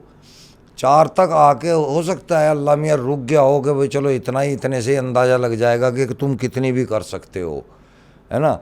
तो 4 तो पक्का हो ही गई, क्योंकि 4 तक का तो लिख ही दिया। नहीं तो मेरे हिसाब से तो ये है कि वो जितनी मर्जी कर सकता है। और बच्चों की भी कोई लिमिट है, कितने बच्चे कर सकते हैं मुस्लिम धर्म में? लिमिट कहाँ से होगी जब अल्लाह की देन बता दिया है और इस काम को गलत बता दिया है। नसबंदी करना भी गलत है, कंडोम लगाना भी गलत है। मतलब टोपी जहाँ पहनानी चाहिए थी वहाँ पहना ही नहीं, और जहाँ नहीं पहनानी थी वहाँ पहना दी। जैसे हिंदू धर्म में 4 शाख टाले जाते हैं, मतलब छोड़े जाते हैं हमारे दादा दादी मामा बुआ ऐसे, तो मुस्लिम धर्म में भी ऐसा कुछ है? सिर्फ दूध छोड़ा जाता है मुस्लिम धर्म में, सिर्फ दूध का रिश्ता छोड़ते हैं बस। हालांकि वो भी खाम खाई छोड़ रहे हैं वे, जब हमारे पूर्वज, वो खुद ही लिखा हुआ है कुरान के अंदर ही है, हदीसों के अंदर ही है कि हम आदम अलैहिस्सलाम की औलाद हैं।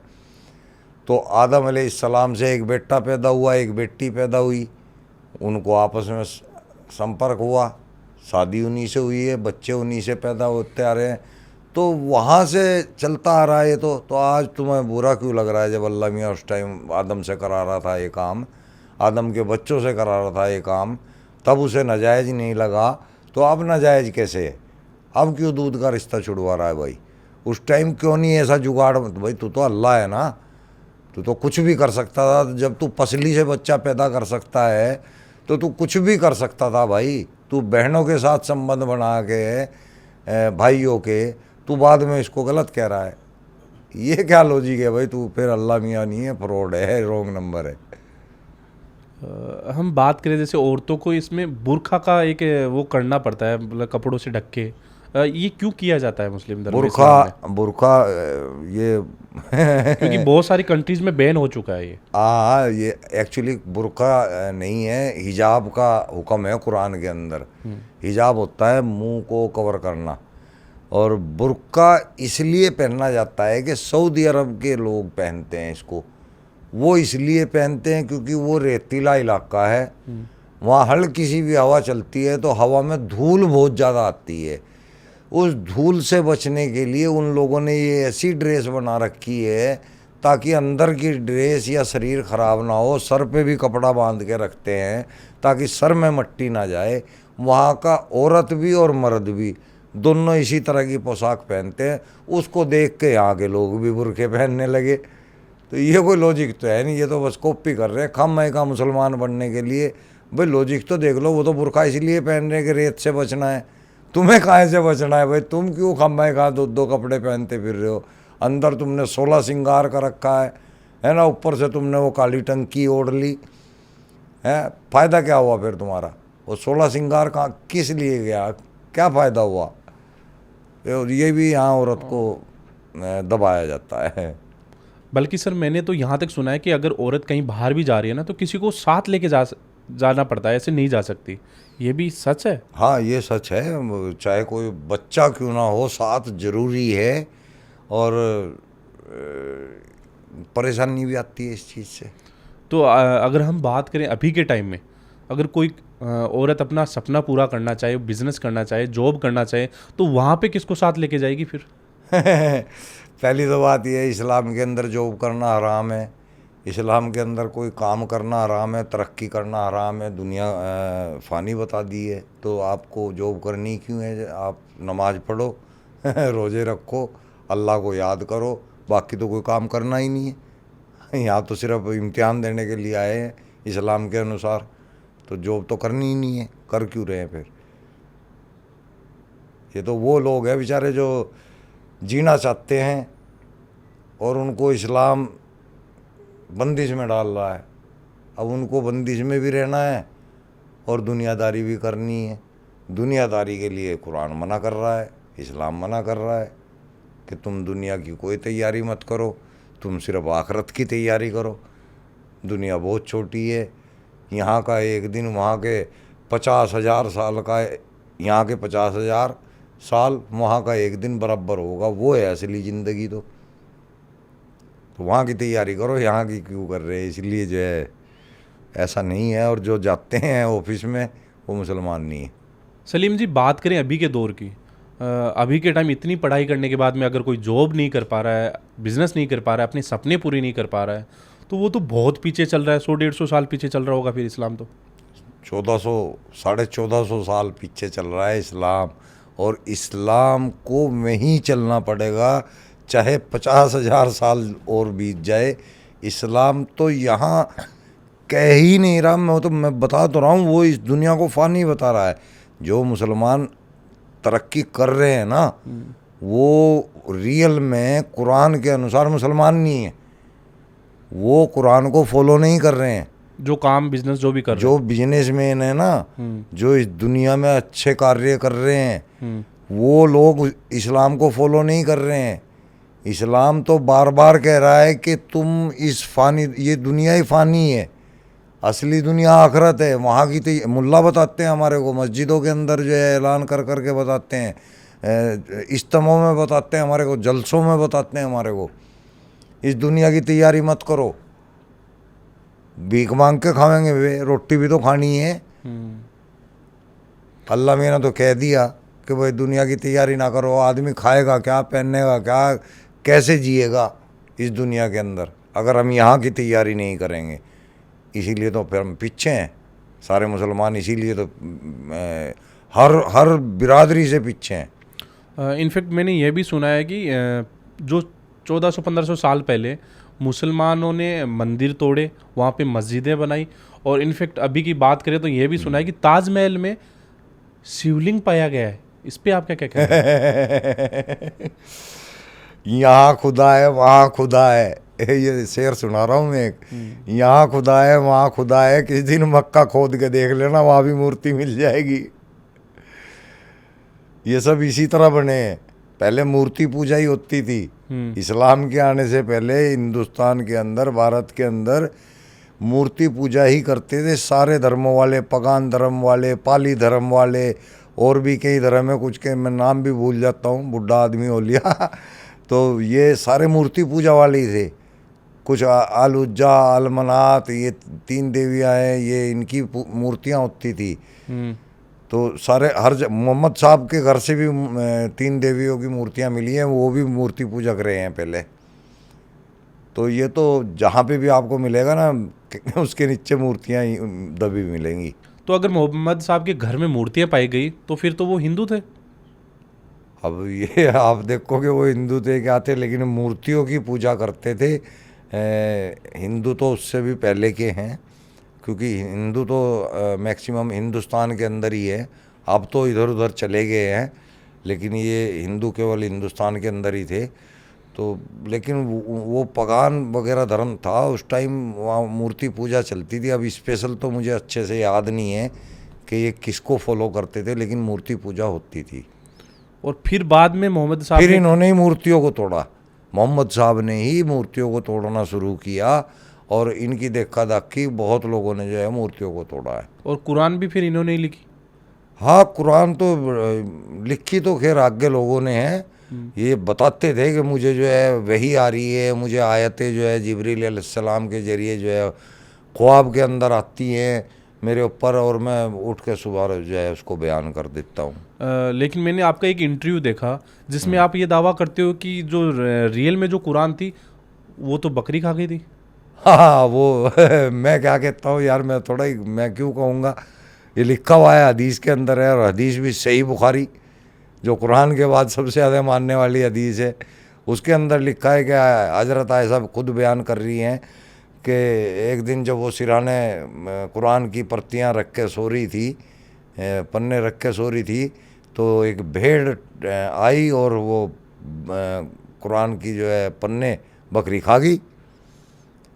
अब उसने उठ के देखा तो बकरी थी, तो उसको भगाया, तब तक वो काफ़ी जो है कागज़ उसके खा गई।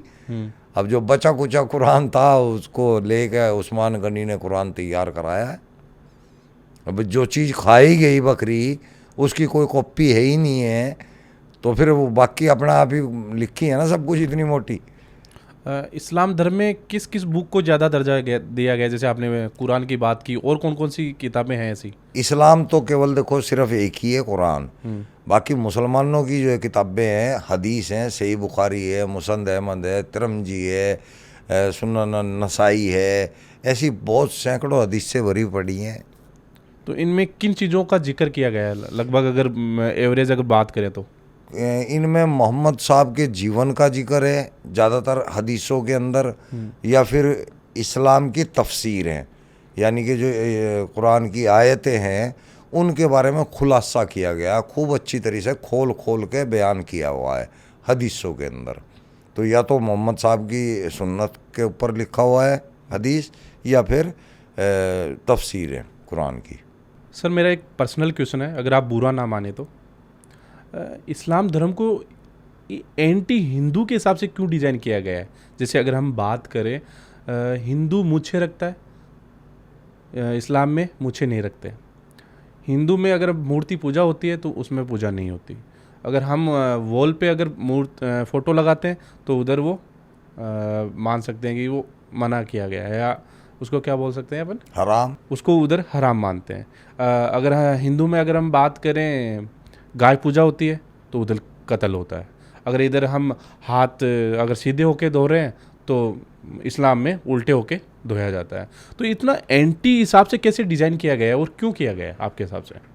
देखिए, उस टाइम मोहम्मद साहब का निज़ाम चल रहा था, और मोहम्मद साहब मुशरिकों, काफिरों और मूर्ति पूजकों से नफरत करते थे। वो उनको जबरन जंग कर कर के इस्लाम के अंदर परिवर्तित करने की कोशिश कर रहे थे। हालांकि उनसे हुए नहीं है, लेकिन उन्होंने जंगें बहुत भयंकर की हैं इसी वजह से। और ये उनकी मानसिकता कुरान के अंदर दिखती है। कुरान के अंदर ऐसा कोई 16-17 आयत हैं, अगर आप कहेंगे तो मैं सुना दूंगा सारी की सारी कौन कौन सी आयत हैं, जिनमें काफिरों के लिए बताया गया है कि तुम लोग इनसे दोस्ती ना करो, तुम लोग इनसे प्रेम ना करो, तुम लोग इनसे लड़ो, तुम लोग इनको मारो, तुम लोग इनसे जजिया लो। यानी कि आप लोगों को, अदर धर्म के लोगों को नजासत बोल रहा है। नजासत का मतलब पखाना। तो ये कुरान खुद इस तरह का इंसान को बना रहा है, मुसलमानों को बना रहा है। तो मुसलमान जब इन लोगों से नफरत करता है तो इनकी चीज़ों को कॉपी भी नहीं करता। जैसे कि हिंदुओं के जैसे कभी कपड़े नहीं पहनेंगे, हिंदुओं के जैसे आपने कहा मुच्छे आगे तक रखते हैं, तो ये मुच्छों को साफ कर लेते हैं, हिंदुओं से बिल्कुल विपरीत हो जाते हैं। ये इस टाइप के काम ये करते हैं, ये स्क्रिप्चर के अंदर लिखा हुआ है, इस वजह से करते हैं। ये दूरी बनाने के लिए करते हैं, हम लोगों से, आप लोगों से, अदर धर्म के लोगों से दूरी बनाने की वजह से ये लोग इन कामों को फॉलो नहीं करते। और इन्होंने इसके बहाने भी बनाए हुए हैं। जैसे मूंछ का बहाना बनाया हुआ है कि मूंछ इसलिए काटी जाती है कि खाना खाते टाइम कोई गंदगी ना मुंह के अंदर चली जाए। भैया ये तो साइंस ने भी बताया कि मूंछें जितनी घनी होंगी इंसान के लिए उतना ही फ़ायदेमंद होगा, क्योंकि मूंछों के ज़रिए और नाक के जो बाल हैं इनके ज़रिए वायु जो है फिल्टर होके जाती है, ऑक्सीजन जो है फिल्टर होके जाती है हमारी नाकों तक। तो ये तो फ़ायदेमंद है। और ये उसको काट के बैठ जाते हैं, तो नुकसान की चीज़ होगी ना। लेकिन जेलसी के अंदर करते हैं, ये अपनी पहचान अलग दिखाने के लिए करते हैं। इसी तरह इन्होंने खतना के भी फ़ायदे बना रखे हैं कि खतना तो जैसे साइंस भी बताती है कि फ़ायदेमंद है। अब साइंस तो बताती है, मान गए हम, कभी तुम्हारे अल्लाह ने भी बताया कि खतना करो? कहीं बताया तुम्हारे अल्लाह ने? इतना बड़ा खतना किसको बोलते हैं आप? खतना अपने सामान को अद्धा कटवा दें। ये सर खतना करवाने के पीछे रीज़न क्या है, क्यों करवाते हैं खतना? अच्छा, खतने में होता क्या है कि आगे जो खाल सी होती है ना एक्स्ट्रा, उसमें कुछ बूंदे पेशाब की रुक जाती हैं, जो कि कपड़े पर लग के कपड़े को गंदा करती हैं, फिर नमाज नहीं हो पाती, वजू करनी पड़ती है दोबारा से। इसलिए उस खाल को काट देते हैं और काट के उसको उसी पे लपेट देते हैं। आगे से जो है उसका शिश्न जो है खुला रख देते हैं। लेकिन अब मैं सवाल ये करता हूँ कि भाई तुमने धो भी लिया, अब तुम शिश्न के अंदर पाइप लेके तो नहीं धोओगे? उसमें से भी बाद में बूंद निकलती है, वो भी लगती है कपड़े पे। तो ये भी मुझे तो नहीं लगता कि इससे नापाकी से आदमी बच सकता है। क्या ये औरतों में भी होता है? हाँ, एक फ़िरका है, वाबी नहीं, सॉरी, वोहरा समाज जो है उसमें लड़कियों का खतना है, वो करते हैं, बाकी और कोई फ़िरका नहीं करता। और बल्कि मैं बताऊं कि जो लड़कों की खतना होती है ना, उसमें लड़कों को इतनी खास पीड़ा होती नहीं है, ज़्यादा नहीं होती, पता भी नहीं चलता इतना ज़्यादा। लेकिन लड़कियों को जिस टाइम खतना होता है वो बड़ी दर्दनाक होती है, उनको बहुत भयंकर दर्द होता है, लेकिन फिर भी करते हैं। तो मेन यही रीज़न है? हाँ, मेन रीज़न यही है। सलीम जी, अगर नॉर्मली हम देखते हैं, जैसे मेरे फ्रेंड लोग या हम भी अगर बात करें, किसी और धर्म की भी बात करें, हिंदू की ही बात कर लें, तो वो मस्जिद में भी जाके आते हैं, चर्च में भी चले जाते हैं, गुरुद्वारा, मतलब सब जगह जाके आते हैं। बट अगर हम बात करें मुसलमान के बच्चों की या लड़कों की, तो वो ना तो चर्च जाते हैं, ना गुरुद्वारे जाते हैं, ना मंदिर जाते हैं। तो इतनी नफ़रत क्यों? देखो, हिंदू तो मुंह उठा के कहीं भी घुस जाता है, इसको अकल ही नहीं है, इसको तमीज़ ही नहीं है हिंदू को, इसीलिए लोग इन पे हावी हो जाते हैं हिंदुओं पे। हमारे जो है पूर्वज भी इसीलिए बदले हैं कि ये लोग जो है मतलब सभी की कदर करते हैं। लेकिन जो मुसलमान है उनके लिए मंदिर में जाना शिर्क है। उनके लिए किसी और धर्म के अंदर प्रवेश करना शिर्क है। वो सिर्फ एक ही तरीके से शिर्क कर सकते हैं, जब उन्हें किसी मंदिर में या गुरुद्वारे में बम रखना हो ना, तब तो वो उसमें प्रवेश कर सकते हैं, नहीं तो उनके लिए हराम है, शिर्क करना गुनाह है। किसी और मंदिर के अंदर श्रद्धा से जाना गुनाह है, और वो ऐसा गुनाह है जिसको अल्लाह माफ़ ही नहीं करेगा। अल्लाह बड़े से बड़े बलात्कार को माफ़ कर देगा, बड़े से बड़े कत्ल को माफ़ कर देगा, लेकिन अगर तुम किसी के मंदिर में श्रद्धा से घुस गए तो उसको माफ़ नहीं करेगा अल्लाह। अल्लाह इतनी नफ़रत करता है दूसरे धर्म के लोगों से, वही नफ़रत हमें मुसलमानों को सिखा रहा है अल्लाह मियाँ। ये सब लिखा हुआ है? बिना लिखा तो मैं कुछ भी नहीं बोलता भाई। सही बात। नहीं तो ये मुसलमान मुझे फाड़ के खा जाएंगे, मेरे ऊपर रोज़ केस करके मुझे जेल में बिठा देंगे। लिखा हुआ है तभी मैं बोल रहा हूँ, और छाती चौड़ी करके बोलता हूँ। कोई भी बड़े से बड़ा मौलाना, ये मौलाना साद निजामुद्दीन का ठेकेदार है, ये अरशद मदनी, महमूद मदनी, ये जितने भी तारिक जलील जमील है वो, तारिक जमील मसूद, ये जितने भी मौलाना है ना, मेरा खुला चैलेंज है कि मेरे सामने अगर आधा घंटा भी बैठ के चले गए इज्जत के साथ, तो मैं वापस इस्लाम में आ जाऊंगा। ये मेरे सामने आधा घंटा भी नहीं निकाल सकते। और मैं रेफरेंस पे बात करूँगा, इन्हीं के कुरान से बात करूँगा। मैं हदीसों को तो बाद में लाऊंगा, पहले मैं कुरान से ही बात करूँगा। कितने साल हो गए आपको ये एक्स मुस्लिम बने? ये तो मुझे बहुत साल हो गए, 20 साल भी क्रॉस हो गए होंगे। लेकिन ये लिखना बोलना जब से शुरू हुआ है, जब ये फेसबुक नया नया चला था, तब से ही। तो धमकियाँ वगैरह, डर नहीं लगता? ओ ये डेली का खेल है ये तो पता, इस काम को कोई डरपोक कर ही नहीं सकता। ये डरपोक का काम है ही नहीं है। इसको तो कोई तकड़ा लुहार ही आगे कर सकता है। मुझे लगता है मैं स्पेशल कुदरत ने मेरे को इस काम के लिए तैयार करा है। मैंने जीवन में ऐसे ऐसे काम किए हैं जिनकी वजह से मैं इतना सॉलिड हूँ अंदर से, और इसी वजह से मैं आज अपने लोगों के बीच बैठा हुआ, नहीं तो मुझे मेरे अपने ही मार देते। जैसे मैं पूछूं क्यों कर रहे हो आप ऐसा, क्या मिलता है आपको? क्या बुरा लगा आपको? मुझे तो बुरा नहीं लगा, लेकिन लोगों तो को बुरा लगा। जिसको बुरा लग रहा है उसी से पूछ रहा हूँ मैं कि भाई क्या बुरा लग रहा है। अगर मैं जवाब दे चुका इस बात का कि अगर मैं आपके बच्चों के अच्छे भविष्य की बात कर रहा हूँ, मैं आपसे कुरान छीन के अगर चोरी करने को कहूँ, डकैती डालने को कहूँ, कोई बुरा कर्म करने के लिए कहूँ, तो मैं गलत। अगर मैं आपको ये कह रहा हूँ कि आप अपने बच्चों को डॉक्टर बनाओ, इंजीनियर बनाओ, बड़े पदवी पे कहीं बिठवाओ, उसको इस लायक बनाओ, तो क्या मैं बुरा कर रहा हूँ? कौन सा मैंने बुरा काम किया?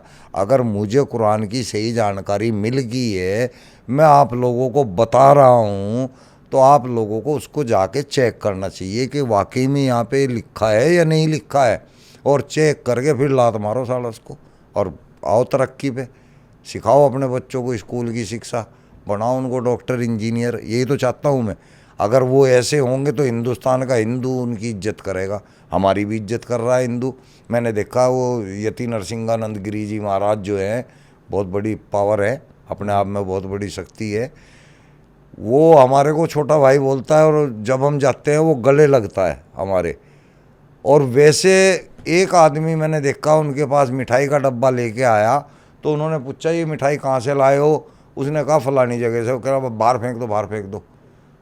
वो बोला जी क्यों, क्या लगा? वो तो मुसलमानों की दुकान है। वो उसको बाहर फेंकवा दिया मिठाई को, और मुझे गले लगाया। तो मुझे नहीं लगाया उन्होंने, मेरे विचारों को गले लगाया उन्होंने। अगर सभी मुसलमानों के विचार ऐसे हो जाए तो वो उनकी मिठाई फेंकवाएगा काहे को? वो उनको इसी तरह गले लगाएगा जिस तरह मेरे को लगाया। तो यही तो मैं चाहता हूँ कि हिंदू मुसलमानों से प्यार करने लगे, ऐसा बनो। कुरान हमें इस काम से रोकता है। सर, हमने अक्सर देखा है एक मुसलमान 100 हिंदुओं के बीच में रह सकता है, बट एक हिंदू 100 मुसलमानों के बीच में नहीं रह सकता। ऐसा क्यों? हिंदू एक्चुअली उदारवादी होता है, हिंदू मददगार होता है, ये किसी को परेशान इस तरह से नहीं करता। इसलिए मुसलमानों को कोई प्रॉब्लम कभी भी ऐसे इलाके में होती नहीं है जहाँ पे हिंदू ज़्यादा हो। वहाँ पे 1 क्या 10 भी अगर रहेंगे तो उनको दिक्कत नहीं होती। अगर ज़्यादा हिंदू हैं तो उनको दिक्कत नहीं आने देते। मुसलमानों के अंदर ये नहीं है।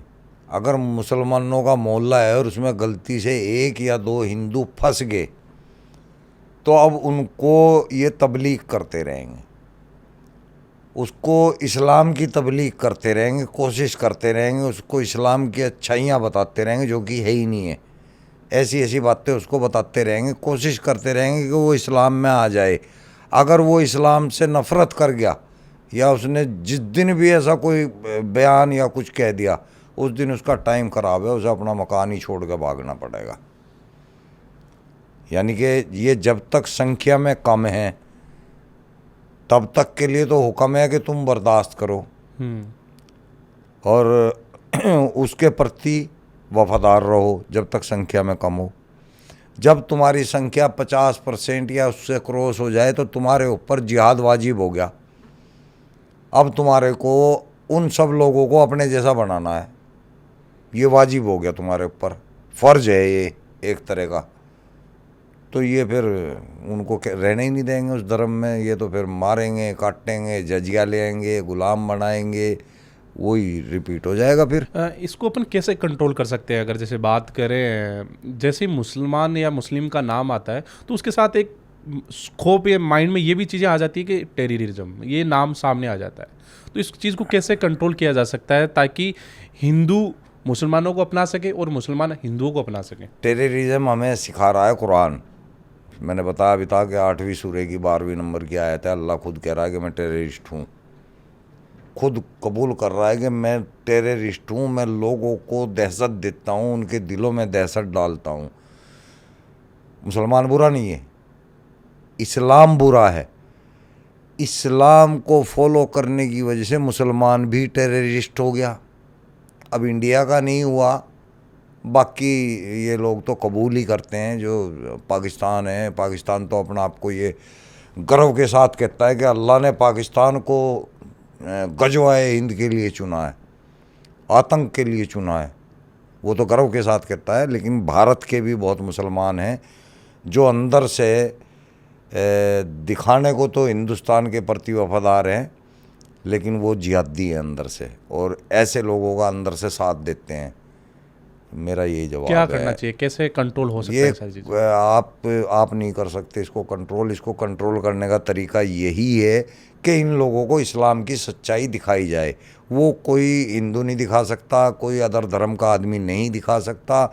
इसी के अंदर से मुसलमान निकलेंगे, वो सिखाएंगे तो ये सीखेंगे। इसी तरह हम आए हैं, हम भी इस्लाम से निकले हुए हैं, हमने भी इस्लाम को सारा जाना हुआ है, हम बयान कर रहे हैं। ये हकीकत है, इस्लाम को कोई और शक्ति बदल ही नहीं सकती बिल्कुल भी। केवल एक मुसलमान ही इसके अंदर से निकल के इसको चेंज कर सकता है। और अब बहुत लोग आ चुके हैं चेंज करने वाले, बहुत लोग कर रहे हैं, मैं भी उन्हीं में शामिल हूँ। आपके आने के बाद कितने लोगों में आपने सुधार किया है? कितने एक्स मुस्लिम बने? पहले तो गिन भी लेता था, अब तो गिनती भी नहीं रही। अब तो संख्या बहुत बढ़ गई ना। अब तो पहले तो कुछ लोगों के नाम भी याद रहते थे, अब तो इतने हो चुके कि नाम भी नहीं याद है कि कौन कौन है, कौन कौन नहीं है। मतलब बहुत तेज़ी से काम हो रहा है। काफ़ी लोगों की ज़िंदगी सुधार रहे हो आप। मैं क्या सुधार रहा हूँ इसमें? सबसे बड़ा तो योगदान साइंस का और इंटरनेट का है। हम बता रहे हैं तो लोग फिर उसको सर्च करते हैं, सर्च करने के बाद उन्हें सच का पता लगता है तो वो छोड़ रहे हैं। हम तो जरिया बने हुए हैं और ये जरिया ज़रूरी है, इसके बगैर हो भी नहीं सकता काम। आप अगर फौज भी लेके खड़े हो जाओगे तोपों के साथ के छोड़ दो इस्लाम, तो ये नहीं छोड़ देंगे। लेकिन जब एक मुसलमान इन्हीं के बीच का खड़ा होकर इनको बताएगा तब ये चेक करेंगे। यकीन उसका भी नहीं करेंगे, लेकिन फिर चेक करने के लायक हो जाएंगे। हर कोई नहीं चेक करेगा, कुछ लोग करेंगे और वो सुधर जाएंगे। ऐसे सुधर रहे हैं, बहुत बड़े बड़े मौलाना भी सुधार दिए हमने। क्या प्रक्रिया होती है छोड़ने की? बस जब जान जाएंगे भाई कुरान अल्लाह की किताब नहीं है तो अपना आप छोड़ देंगे। और जानने के लिए हमें वो पॉइंट पढ़ने पड़ेंगे जहाँ पे गलत बातें नहीं, कोई छोड़ना चाहिए तो कैसे छोड़ सकता है? पढ़ के छोड़ देगा। ऐसे तो नहीं, कोई प्रक्रिया थोड़ा ही है कि भाई छोड़ने के लिए हवन करना पड़ेगा हमें। जैसे अपनाने के लिए कुछ चीज़ें करनी पड़ती होगी। नहीं, छोड़ने के लिए कुछ नहीं करना, लात ही मारनी है बस। और अपनाने के लिए क्या करना पड़ता है? अपनाने के लिए तो प्रक्रिया है ना, पहले तो फुन्नो कटवाओ। अपनाने के लिए तो ये बढ़िया तरीका है कि अगर अपनाओगे तो आते तो फुन्नो काटेंगे, अगर छोड़ के जाओगे तो गर्दन काटेंगे। काटना है, ये काटना ही सीखा हुआ है बस। कलमा पढ़ना पड़ता है, ला इलाहा इल्लल्लाह मुहम्मदुर रसूलुल्लाह सल्लल्लाहु अलैहि वसल्लम, ये पहली प्रक्रिया है। उसके बाद दूसरी होगी खतना, वो हमारी कभी भी हो सकती है, साल में, 6 महीने में, 2 साल में, पैदा होने के बाद कभी भी करा देते हैं। और जो ये 5 टाइम की नमाज होता है ये ओ यार, ये कहीं भी नहीं है, कुरान के अंदर में कोई नमाज का जिक्र नहीं है। ये मुसलमानों को बेवकूफ़ बना दिया ये मौलवियों ने। नमाज जो है पारसी धर्म की इबादत का नाम है, और ये पारसी का जो ग्रंथ है ना अवेस्ता, उसके अंदर ये नमाजों का जिक्र है। फजर, जोहर, असर, मगरिब, ईशा, चाश्त, इशराक, सब उसमें लिखी हुई हैं, सारे नाम लिखे हुए हैं। वजू करने का पूरा प्रक्रिया उसके अंदर है, नमाज को किस तरह से पढ़ना है सब उसके अंदर लिखा हुआ है। मुसलमान मुझे कोई भी बड़े से बड़ा आलिम आके दिखा दो कि भाई कुरान के अंदर नमाज लिखी हुई है, सलात लिखी हुई है 2 वक्त की, सुबह और शाम। सलात कायम करी जाती है, वो पढ़ी नहीं जाती। सलात एक ध्यान है। जब हम सुबह उठेंगे तो सुबह उठते हम अपने शाम तक का चिंतन करना है कि हमने शाम तक क्या करना है, कैसे करना है। जब शाम हो जाए तो हमने ये चिंतन करना है कि हमसे कोई भूल तो नहीं हुई, हमसे कोई गलती नहीं हुई है। वो सलात है, और कुछ भी नहीं है। इन्होंने नमाज अल्लाह अकबर हर तुम्हारी माँ का टना सब बकवास कर रखी है। सर ये इस्लाम में हलाला क्या होता है? हलाला औरत जात की बहुत बड़ी बेइज्जती है, और ये प्रथा बहुत गंदी है। ये खुद अल्लाह मियाँ ने दी है। सूरह बकरा की आयत नंबर 230 कि अगर एक आदमी ने अपनी औरत को तलाक दे दी, गुस्से में दे दी, किसी और वजह से निकल गई मुंह से, और अब उसको एहसास हो रहा है कि यार मैंने गलत करा, बहुत गलती कर दी, अब क्या करूं, अब तो वापस ले आता हूं इसको, तो अब वो उसको वापस नहीं ले सकता। अच्छा। तब तक नहीं ले सकता जब तक कि उस औरत का पहले किसी और से निकाह कराना पड़ेगा, वो उसको तलाक देगा, तब उसके भी 4 महीना 10 दिन की इद्दत बीच में करेगी, यानी कि 4 महीना 10 दिन जो है उस आदमी की इद्दत करेगी, तब जाके वापस पहले आदमी के पास आ पाएगी। यानी कि गलती आदमी ने करी बेचारे ने, और वो भी निकल गई मुंह से। अब उनको पश्चाताप करना है, वापस रहना है, तो इसके लिए औरत को पहले किसी और के नीचे घुमवाएगा अल्लाह मियाँ, तब भेज रहा है। तो ये बहुत गंदी चीज़ है। ये इस्लाम के अंदर औरत जात की बहुत बड़ी बेइज्जती है। और यही नहीं, इसी की तरह एक मुताहा, एक मिस्यार, ये प्रथा भी औरत जात की बहुत बड़ी बेइज्जती है। मुताहा का मतलब होता है, मुताहा और मिस्यार लगभग एक ही चीज़ है। ये एक कॉन्ट्रैक्ट मैरिज है जिसको वेश्यावृत्ति कहा गया है। यानी कि इस्लाम औरत जात से वेश्यावृत्ति भी करा रहा है, उससे मुताहा करा के। मुताहा का मतलब होता है कि अगर आप मुसलमान हो और आपका दिल कर रहा है कि भाई मैंने अपनी वाइफ के साथ बहुत टाइम गुजार लिया, कहीं और दिल कर रहा है मेरा, तो आप 10 दिन के लिए, 15 दिन के लिए, 20 दिन के लिए, महीने के लिए, 1.5 महीने के लिए, मैक्सिमम 3 महीने के लिए, इससे ज़्यादा नहीं होता। कोई भी औरत हायर कर सकते हो, और वो अपनी कीमत बताएगी कि मैं इतने दिन के लिए इतने पैसे लूँगी। वो इस्लाम के अंदर हलाल है। और वाइफ मना नहीं कर सकती? उसको पैसा मिल रहा है ना, वैसे वो तो वेश्यावृत्ति है। खुद की जो वाइफ है, जो उसकी रियल वाइफ, खुद की वाइफ को बता के थोड़ा ही करेगा। अगर खुद की वाइफ को बताएगा तो वो होएगा नहीं। वैसे वो तो चोरी से कर रहे हैं, सभी चोरी से करते हैं, लेकिन इस्लाम की नज़र में निकाह करके करते हैं। यानी कि उस दूसरी औरत से निकाह करेंगे 3 महीने के लिए। हाँ, तो रकम के हिसाब से है। आप 10 दिन रहना है, 20 दिन, और लास्ट में तलाक होगा फिर वापस? हाँ। और तलाक मुंह से बोलने से हो जाता है या कोई डॉक्यूमेंटली भी करना? मुंह से ही 3 बार बोल दो। ओके। और हालांकि इसकी एक प्रक्रिया है कि 3 बार ऐसे नहीं बोल रहा था कि तलाक तलाक तलाक। तब क्या होती है, मतलब क्या होती है प्रक्रिया? एक बार तलाक बोल लेंगे, 3 महीने तक इंतज़ार करेंगे। अगर 3 महीने के अंदर गलती का एहसास हो जाता है तो वो तलाक कैंसिल, रह सकते हैं साथ में। अगर 3 महीने बाद भी नहीं मन बदला फिर दूसरी तलाक आएगी। उसके बाद क्या होगा कि वो अलग होना पड़ेगा, उनको दूर रहना पड़ेगा एक दूसरे से, और 3 महीने का टाइम मिलेगा। अगर इस 3 महीने के अंदर फिर गलती का एहसास होता है तो वापस आ सकते हैं, नहीं तो फिर अगली तीसरी तलाक दी जाएगी। तो ये टोटल 6 महीने का टाइम लगता है। 3 हो गए वैसे तो लास्ट तीसरी बार के लिए। हाँ सॉरी, मैं मेरा गणित भी मेरी तरह कमज़ोर हो रहा है। ये 9 महीने का टाइम लगेगा 3 तलाक होने के बाद, तब तलाक होती है। ये रियल है। ये आदमी दे तब। हाँ हाँ। और अगर औरत दे औरत तो? को तलाक नहीं दे सकती ना, औरत को तो तलाक देने का हक ही नहीं है। उसके लिए खुला रखा गया है, खुला बोलते हैं उसको। औरत को जब तलाक लेनी होती है तो अपने आदमी से, तो वो उससे खुला कहती है कि मुझे खुला दे दो। खुला का मतलब होता है कि मैं इजाज़त मांग रही हूँ तुमसे तलाक लेने की। वो आदमी के ऊपर है फिर उसको इजाज़त देता है या नहीं देता है। डायरेक्ट उसकी औकात नहीं है औरत की कि वो तलाक ले सके। इजाज़त लेनी पड़ेगी, खुला मांगनी पड़ेगी। अगर खुला आदमी दे देता है तो ठीक है, नहीं देता तो उसकी मर्जी है। ओके।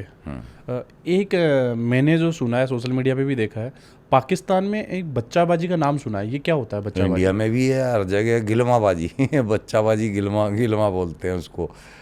ये तो शौक़ है, पुराने शौक़ है मुसलमानों के।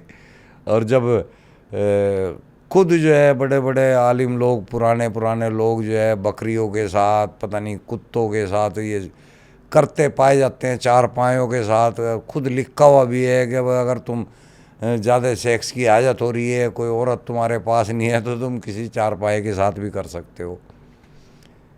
ऐसे ऐसे हदीस हैं। तो मदरसों में इसीलिए चलती है वो गिलमाबाजी जो है, बच्चेबाजी इसीलिए चलती है। तो वहाँ बच्चों के साथ भी होता है ये? बच्चे ही होते हैं वहाँ मदरसों में, बुढ़े थोड़ा ही पढ़ते हैं, बच्चे पढ़ते हैं। उन्हीं को वो लोग जो है बच्चे, छोटे बच्चे होते हैं, अपना कमर पर हाथ फेरा, चला जा अंदर।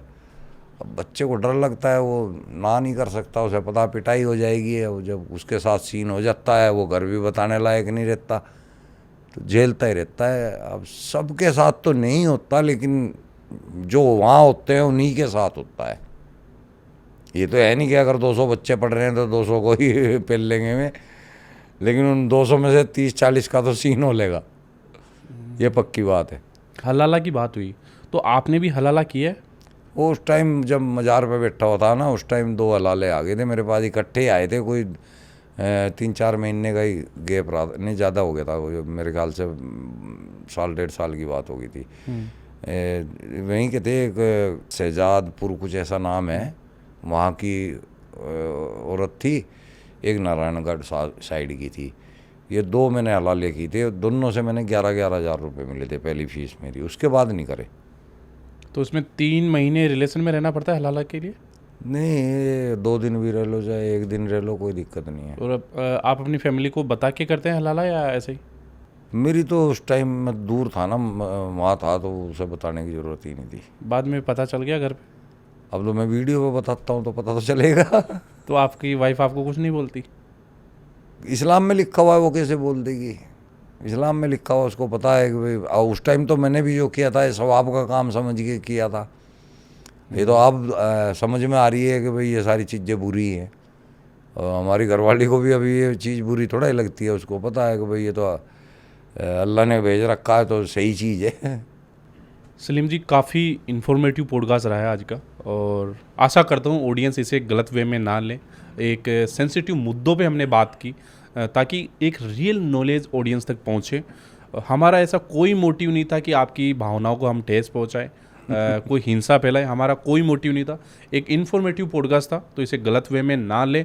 और कोई भी भाई बंधु देख रहा है, इसे अपने बैर में ना ले कि हम पे बोला है, हमारे लिए, हमारे धर्म के लिए बातें की है। ऐसा कुछ नहीं है, हम किसी भी धर्म को लेके बात नहीं कर रहे हैं। एक इन्फॉर्मेटिव पॉडकास्ट था, सेंसिटिव मुद्दों पे हमने बात की है।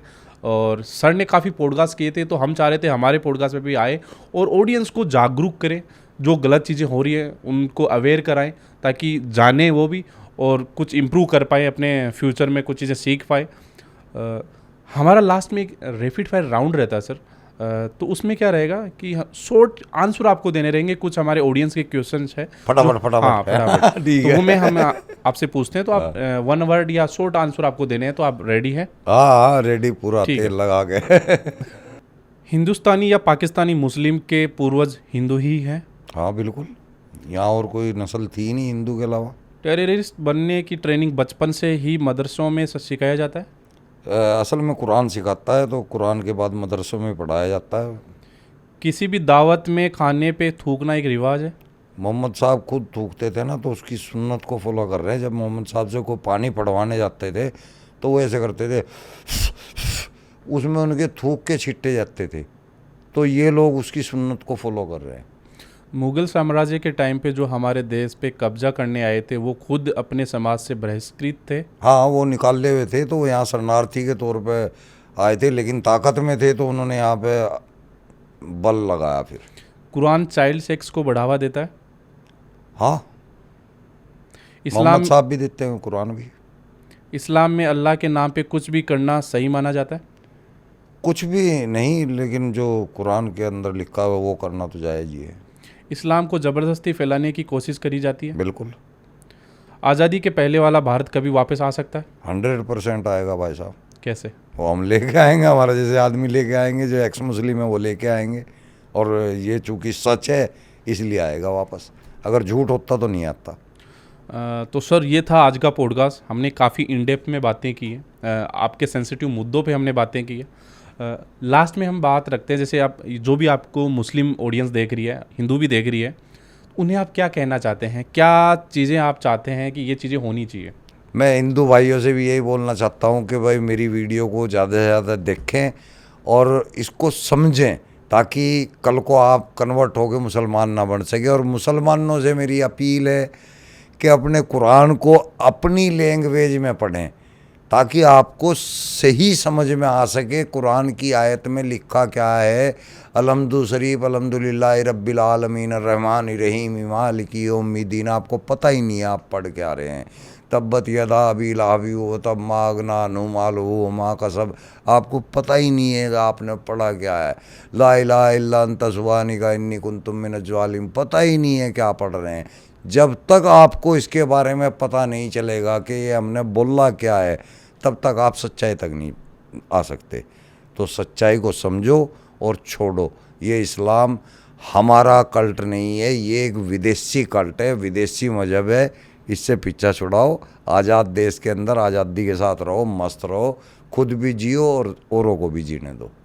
और मैं मतलब ये शुक्रिया अदा करना चाहता हूँ YT महेंद्रा यूट्यूब चैनल का, कि इन्होंने मुझे यहाँ पे आमंत्रित किया, अपनी बात रखने का मौका दिया। और ये पूरी की पूरी टीम मुझे बहुत बेहतरीन लगी है, बहुत मतलब मुझे इज्जत से भी नवाजा है, बहुत तरीके से बातचीत भी हुई है।